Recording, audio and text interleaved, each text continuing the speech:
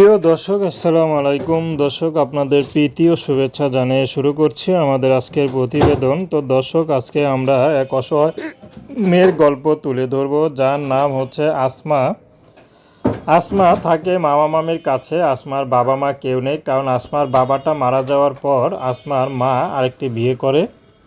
তো শেষমেশ আসমার মা আসমাকে তার মামার কাছে রেখে যায়। তো এখন আসমার মামাই আসমাকে লালন পালন করে বড় করে। যাই হোক, অনেক কষ্ট করেছে আসমাকে বড় করতে, কিন্তু তার মামি কখনো আসমার ভালো চায়নি, তার আসমাকে পড়াশোনা করায়নি বা আসমার ভবিষ্যৎ নিয়ে কখনো চিন্তাও করেনি।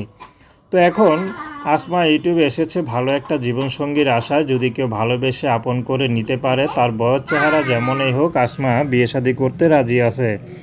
আসমার ব্যক্তিগত কোনো পছন্দ নেই।